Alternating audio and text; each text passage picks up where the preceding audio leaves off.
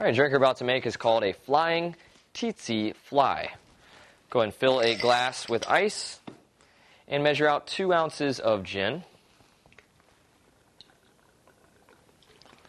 There we go. And next we'll do a 1/2 ounce of triple sec. If that'll come out there, whoops. We made it. Splash of sour mix. And we'll just fill it the rest of the way with tonic water.